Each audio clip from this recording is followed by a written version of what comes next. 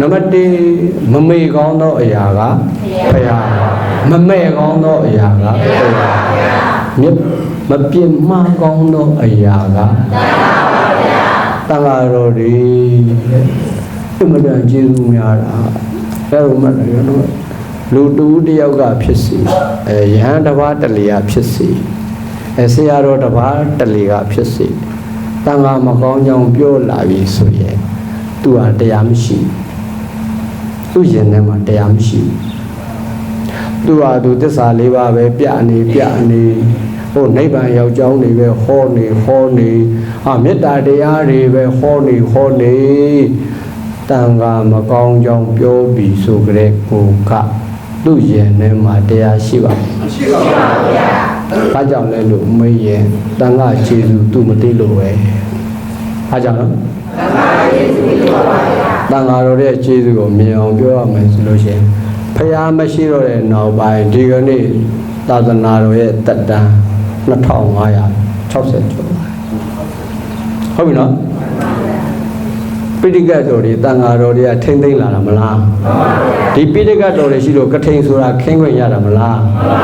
ကုသိုလ်ဆိုတာလက်ခွင့်ရတာမလားအဲ့တော့တန်ဃာတော်တွေကမရှိဆိုရင်ပိဋကတ်တော်ကြီးရှိပါမလားအဲ့တော့တန်ဃာတော်တွေကရေးမကြည့်ဘူးလား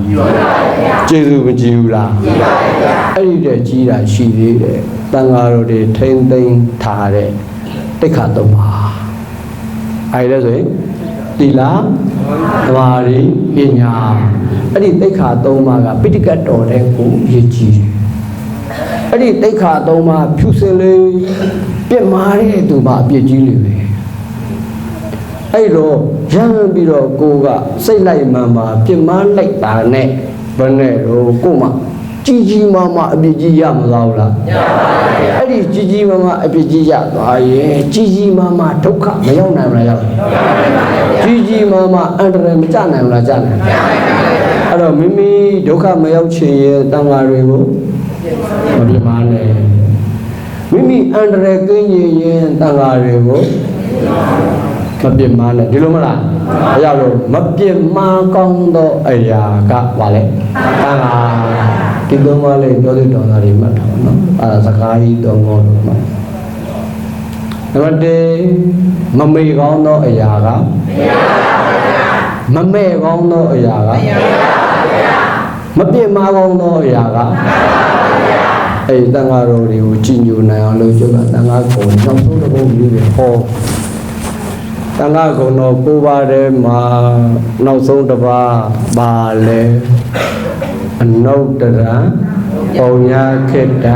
လောကတာပြန်ဆိုကြည့်အနုတ္တရပုံညာခေတ္တလောကတာခဝါလောကကြီးအနုတ္တရအတုမရှိတော့ပုံညာခေတ္တကုသိုလ်မြည်ပြီပုံညာဆိုတာကုသိုလ်ဗျာခေတ္တဆိုတာလယ်မြည်ပေါ့ကုသိုလ်လယ်မြည်ပေါ့အဲ့ဒီကုသိုလ်လယ်မြည်ကအကောင်းဆုံးကုသိုလ်လယ်မြည်သူ့ကိုရှင်နိုင်တဲ့ကုသိုလ်လယ်မြည်လုံးဝမရှိဘူးအဲ့ဒါကိုအနုတ္တရံလို့ခေါ်တယ်အတုမရှိသောကုသိုလ်မြည်နောက်ဆုံးအနုတ္တရံပုံညာခေတ္တလောကတဆိုတဲ့ဂုဏ်တော်ကိုမြင်မာပြန်လိုက်ရင်အတုမရှိသောကုသိုလ်မြည်တဲ့ဘယ်လိုပြန်မလဲကဲတောင်းတော်သူတောင်းသားတွေပဲမြေကြီးကောင်းရင်ကောင်းသလောက်သိနာမဖြစ်ဘူးလားဖြစ်တယ်မျိုးစေ့ကောင်းရင်ကောင်းသလောက်သိနာမဖြစ်ဘူးလားဖြစ်တယ်ရာသီဥမှန်ရင်မှန်သလောက်မိုးလေဝသကောင်းရင်ကောင်းသလောက်သိနာမဖြစ်ဘူးလားဖြစ်ပါဘူးစိုက်ပျိုးမှုဤပညာကျွမ်းကျင်ရင်ကျွမ်းကျင်သလောက်အစင်တန်းမြင့်ရင်မြင့်သလောက်သိနာနဲ့မဖြစ်ထုံးလားဖြစ်ပါဘူးအဲ့ဒါဟာပကတိမြေကြီးကိုခေါ်တယ်တန်ဃာတော်တွေကြတော့ပကတိမြေကြီးမဟုတ်ဘူးကုသိုလ်မြေဗာမြေကုသိုလ်မြေပါဗျာဒီကုသိုလ်မြေကြီးပေါ်မှာမျိုးစေ့ကလေးပဲကြပါစေမြေကြီးနဲ့မျိုးစေ့ကလေးထိခွင့်ရရင်သိဉာဏ်ဖြစ်ပြီမိုးလေဝသစောင့်ရမလို့ရာသီဥတုစောင့်ရမလို့အဲ့လောက်ထိအောင်မြေကြီးကကောင်းတာနော်မြေကြီးပေါ်ကြာနေသိဉာဏ်တတ်မဖြစ်ဘူးလားဖြစ်ကဲဒီကနေ့တန်ဃာတော်တွေကိုအပွေပြုပြီးတော့ ဒါနကုသိုလ်တွေပြုလုပ်ခွင့်မရဘူးလားမရပါဘူးဗျာသီလကုသိုလ်တွေစောင့်တည်ခွင့်မရဘူးလားမရပါဘူးဗျာဘာဝနာကုသိုလ်တွေနာကြားခွင့်မရဘူးလားမရပါဘူးဗျာတန်ဃာတော်တွေကိုအမိပြုပြီးတော့ကုသိုလ်တွေတိုးဝါတာမိမိအကျိုးမရှိဘူးလားရှိပါတယ်ဗျာပစ္စုပန်ရောအကျိုးမရှိဘူးလားရှိပါတယ်ဗျာတန်တရားရောအကျိုးမရှိဘူးလားရှိပါတယ်ဗျာနိဗ္ဗာန်တိုင်ရောအကျိုးမရှိဘူးလားရှိပါတယ်ဗျာအဲ့ဒီလိုဒီဘဝထဲမှာကနိဗ္ဗာန်တိုင်အောင်သီးနှံကောင်းတွေဖြစ်ထွန်းမဲ့ကုသိုလ်မြေကိုတခြားဘာသာတွေမှာခန္ဓာတို့လိုက်ရှာဒီကဘာကြီးမှာအကောလိုက်ရှာအင်္ဂါယုံတိတက်ရှာလကဘာတိတက်ရှာတွေ့နိုင်မလားမတွေ့နိုင်ပါဘူးဗျာဘာကြောင့်လဲသီလသမာဓိပညာမရှိကြလို့ပဲအဲ့ဒီနယ်ပယ်မှာသီလဆိုတာရှိမလားသမာဓိဆိုတာရှိမလားပညာဆိုတာရှိမလားအများကြီးပဲအဲ့ဒီဘက်ရောက်သွားအများကြီးဟောမှာမဟုတ်လို့ဖះကိုယ်တိုင်ကိုသီလမရှိတာအဲ့ဒီနယ်ပယ်မှာဖះကိုယ်တိုင်သီလဖះကလေးသားခြေခွင်ပေးထားတဲ့ဖះတွေအများကြီးပဲအဲ့ဒီနယ်ပယ်လိုက်လူသက်ခိုင်းထားတဲ့ဖះတွေအများကြီးပဲဟာကြောက်စရာကြီးအဲ့တော့ဖះမှာတောင်မှသီလမရှိဘူးဆိုရင်အဲ့ဖះရဲ့တမန်တော်တွေမှာသီလရှိအောင်လားရှိပါဘူးဗျာအဲ့တမန်တော်စကားကိုနားထောင်တဲ့သူတွေမှာသီလရှိအောင်လားရှိပါဘူးဗျာတရိစ္ဆာန်တွေကိုတတ်အပြစ်မရှိဘူးစားကောင်းတယ်ဖះဟောတာဟုတ်ပါဘူးဗျာသူတို့ဖះဟောတာဘယ်နဲ့တော့တရိစ္ဆာန်တွေမှာအသက်မရှိဘူးလားရှိပါဘူးဗျာတတ်အပြစ်မရှိဘူးလားရှိပါဘူးဗျာအဲ့သူတို့ဖះဘယ်လိုဟောတတ်ကောင်းတယ်လူသားမတက်ကောင်းတာတိရစ္ဆာန်တွေကိုတက်ကောင်းတာဘာသာတူကိုသာမတက်ကောင်းတာဘာသာမတူတဲ့သူကိုဖះကိုယ်တိုင်လူသက်အားပေးမထားဘူးလားအဲ့ကြောင့်နော်ခင်ဗျားတို့အညာတဋ္ဌိယလို့ခေါ်တာပေါ့အညာတဋ္ဌိယဆိုတာကမြတ်စွာဘုရားရဲ့သာသနာရဲ့ပြင်ပသာသနာသမားတွေကိုခေါ်တာနော်အဲ့ဒါကြောင့်မလို့မြတ်စွာဘုရားရဲ့သံဃာတော်တွေကသီလသမာဓိပညာဒီတိတ်ခါ၃ရက်အကျင့်မြတ်ကို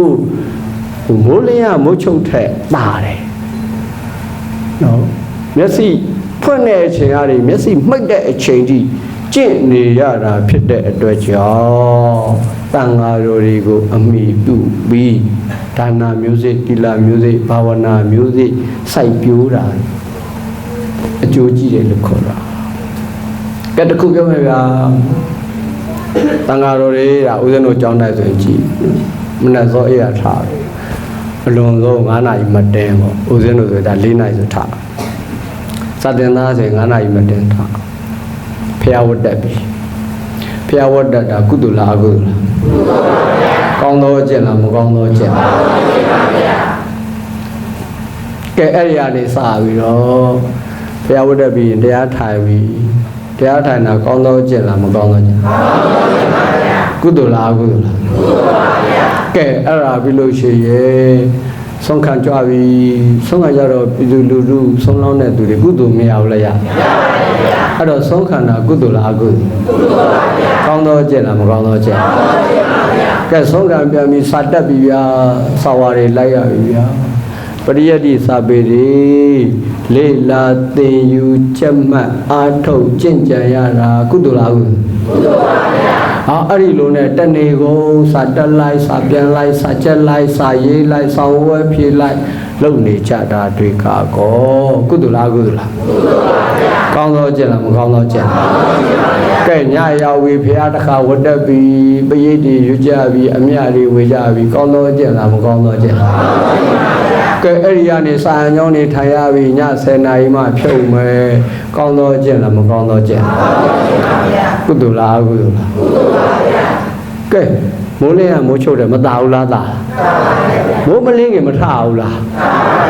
ညစ်နဲ့မှမအေးရဘူးလားအေးရပါဗျာ24နာရီနီးပါပရိယတ္တိပฏิပတ်တိနဲ့မနေရဘူးလားမရပါဘူးကောင်းသောအကျင့်တွေမကျင့်ရဘူးလားမရပါဘူးအဲ့ဒါကိုသုပ္ပရိပန်တော်ဘဂဝါတော်သာဝကတန်ဟောလို့ခေါ်တယ်